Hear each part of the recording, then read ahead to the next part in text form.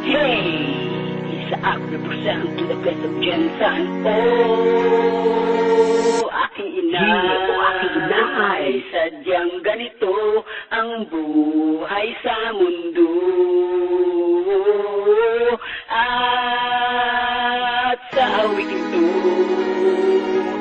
sana ay maramdaman mo. O aking inay.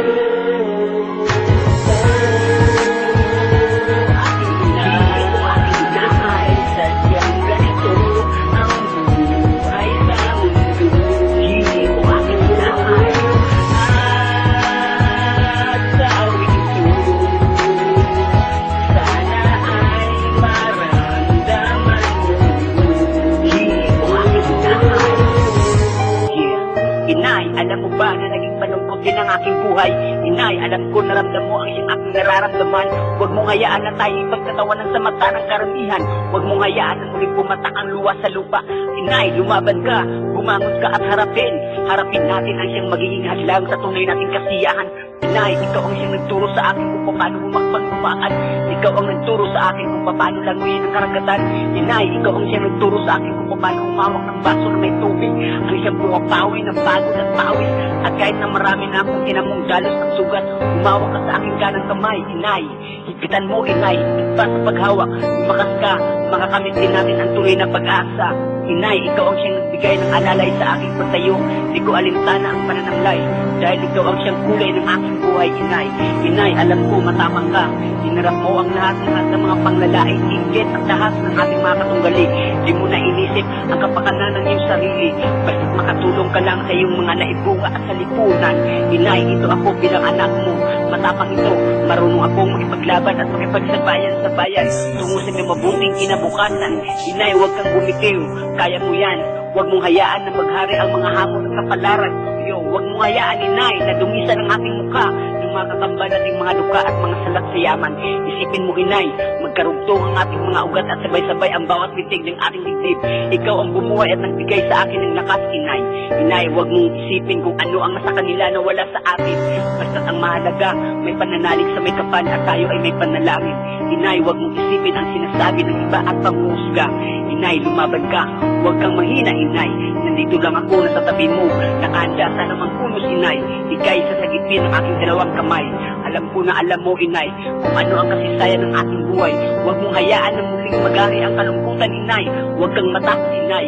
Dahil ang takbo ng buhay sadyang paikot-ikot kung may araw, may gabi, may buwan at may taon. Ang bawat isa sa atin ay magkaroon ng panahon.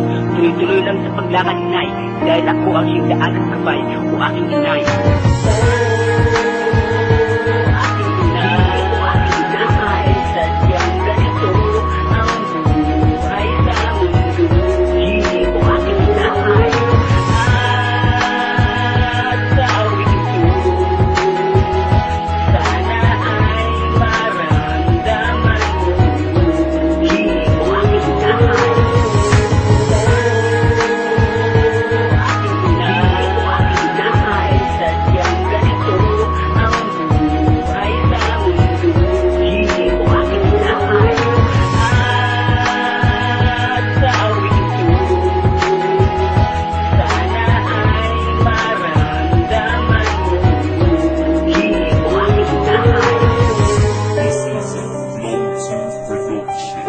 Inay, alam mo ba na pinagmamayabang kita at ipinagtanggol sa harap ng mga tao sa buong mundo na ikaw ang siyang naging nanay ko, ikaw ang siyang nagturo sa akin sa tamang daan, ikaw ang siyang naging kaagapay ko, ikaw ang siyang bumuo ng pagkatao ko, kaya ako ay nabuhay sa mundo nang dahil sa iyo, o aking Inay. Ikaw ang siyang nagturo sa akin sa lahat-lahat ng mga asignatura ko, sa pag-aaral ko, upang tumaas ang marka ko mula kinder hanggang nagtapos sa kolehiyo.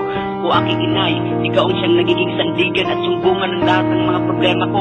Ikaw ang siyang tagapagtanggol ko sa lahat ng mga nakaaway ko. Ikaw ang nagsilbing tagapunas ng aking mga luha sa tuwing napapaiyak ako sa harapan ng mga umapi sa akin.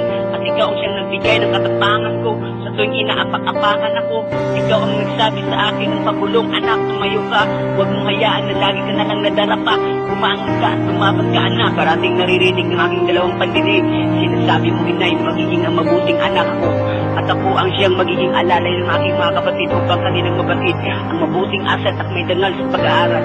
O aking inay, ikaw ang siyang naghatid, kasama ko ang aking mga kapatid sa tamang parurungan sa tuktok ng bundok upang makahanap ng pagkain at malagyan ang sikmura para maitawid sa gutom ang sarili at mga kapatid.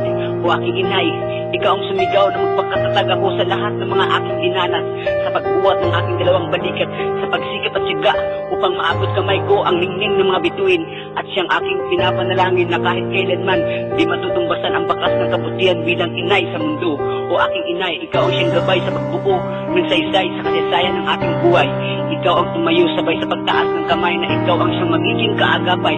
O aking inay, punong-puno kami ng mabuting payo mo at mayaman kami sa edukasyong iniwan mo at ikaw ang nagsilbing halimbawa sa mabuting moralidad kung paano mamuhay at tumukay sa realidad na pamumuhay upang magkaroon kami ng mataas na kalidad upang kami ay magkaroon ng sigana sa buhay. Ultimo maliit na tinapay sa iyong mga anak binibigay. Pinagkasya mo pa ang maliit na pera upang makatawid lang sa gutong Diyo at ang bawat isa ay iyong pinasaya dahil sa ayaw mong makitang malungkot at kinaapi ng iba.